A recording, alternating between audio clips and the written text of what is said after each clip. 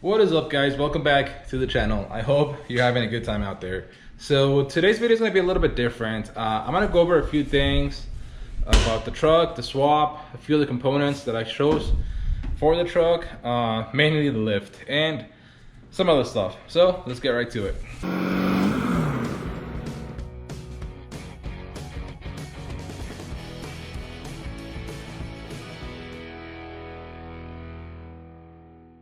So one of the main things that I want to talk about is the frame. And if you watched the last video and you have a good eye, you might have noticed what is wrong with this truck. But I'll save that for later. Now again, if you haven't seen the last video, go check it out. That's where I installed the coil buckets, the track bar, and the radius arm bracket for the 05 Plus swap. All of this is completely done.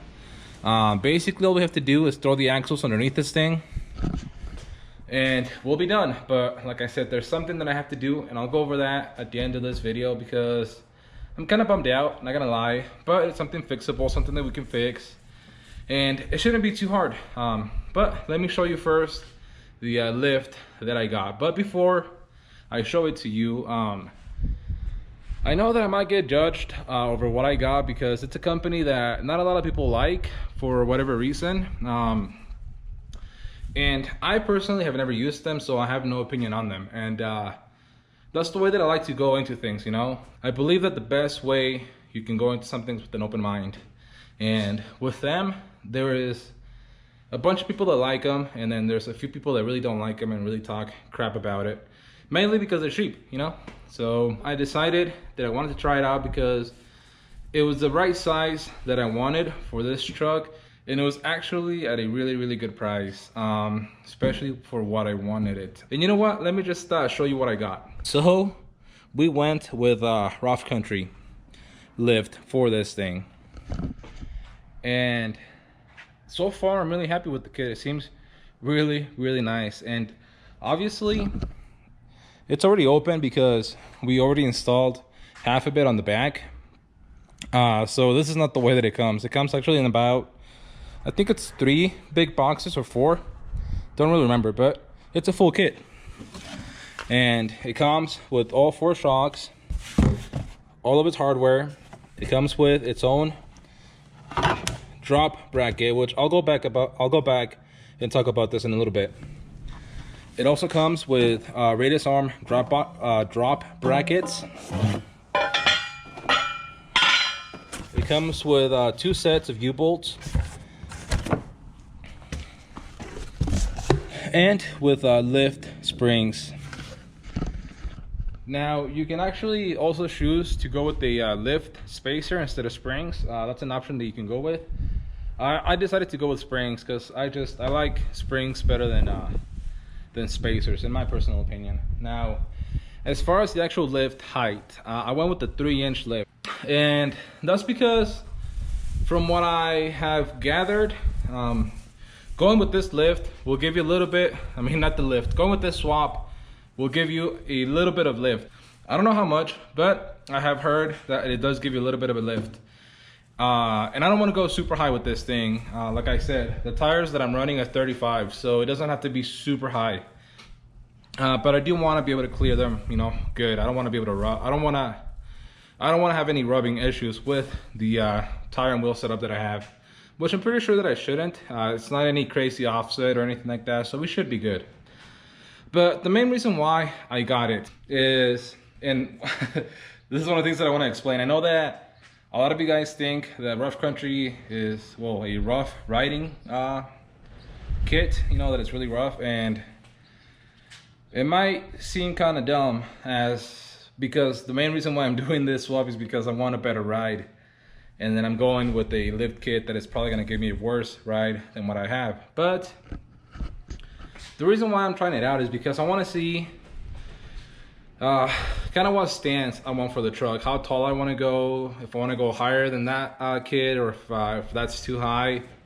And getting that kit was actually only a couple $100 more expensive than going with like a nice set of shocks for this thing, like some of my Bilsteins, which I was thinking about getting too.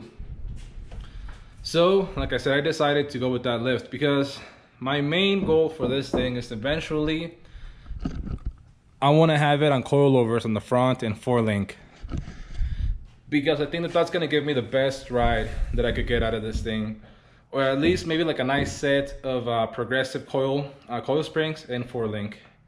Regardless, this thing's going to be 4-linked.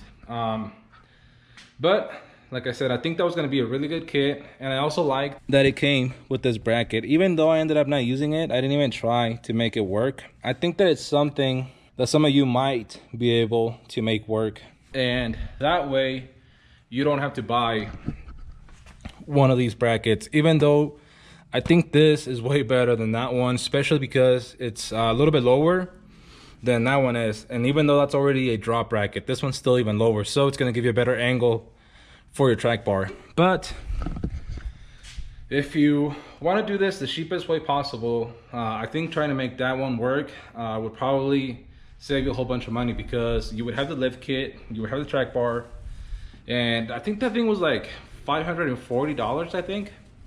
So it's not that much. But like I said, I completely forgot to try it out.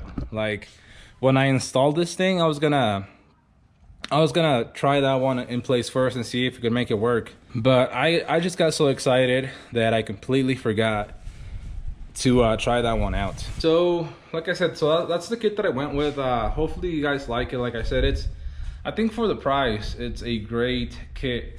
And like if you don't want the coils, you can get it for like $400 and something, for like $450, I think, like $100 cheaper. So it's a really good price, you know. And I feel like it'll be fine. I think it'll be a good kit. Also, before we move on to the next thing that I was going to talk about, I completely forgot to mention that we obviously already have the back end of the lift installed. So we got these nice shocks back here. They look super nice and clean. They are, again, Rought Country. And like you guys might have seen on the last video, we also have this lift block, which is about, I think this was an inch and a half, 2-inch lift block on there. And this whole back end will eventually be completely different. I don't want to go too much into detail on what I'm going to do back here, but it is going to be completely different than what it looks like right now. Like, let's just say that there's going to be something going on right there and there. The next thing that I want to talk about is my schedule. So I'm going to step like way back. Last year, a lot of you, I told that I had started a new company, and I gave that a shot. And to be honest with you guys, I didn't like it. And what I ended up doing is I actually ended up going to my old career profession job, which is an iron worker, and I love it. That's why a few months back I stopped posting for a little while. That was because I had moved temporarily to Denver for a job. I was out there for like 3 or 4 months, finished that job, came back in December, and that's why we have been knocking out these videos. And if you saw a video like maybe 2 or 3 videos ago or more, I said that I had to get this thing done, because if I didn't, it was gonna sit here for a little while. And that was because I had a job lined up in Montana.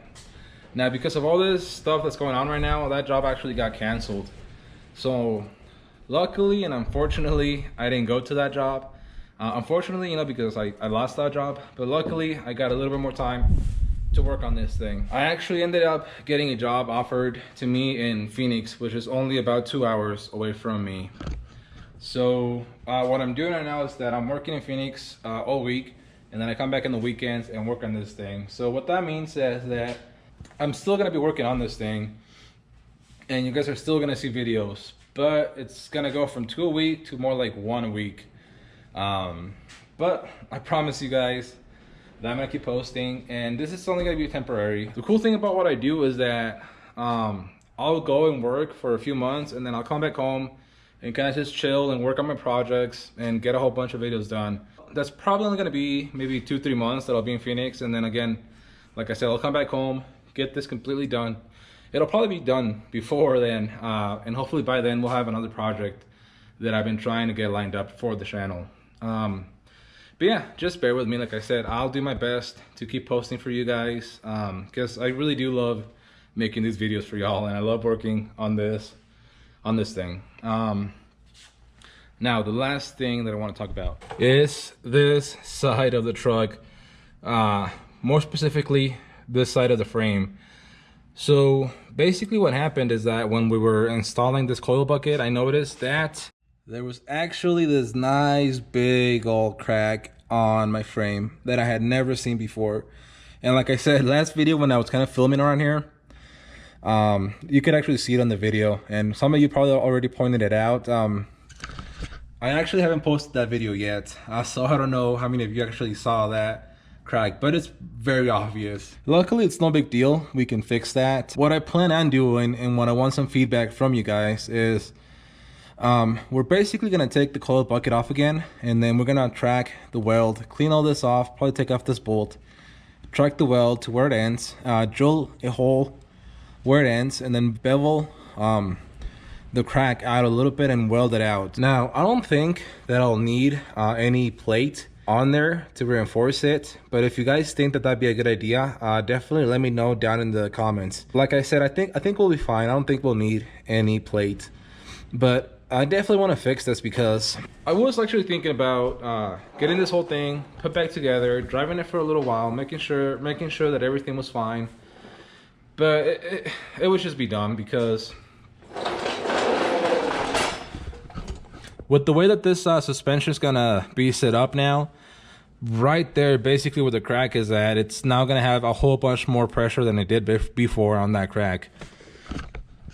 And it's only gonna get worse. So I'm gonna take care of that before any of that other stuff happens. Plus, right now I have a lot more space to work right there. So that's gonna be one thing that I'm gonna be tackling on the next video before I finish the lift. But yeah, like I said, I'm pretty bummed out. Like I said, I had never seen it before, and that was probably because it was probably caked up under a whole bunch of grease or something.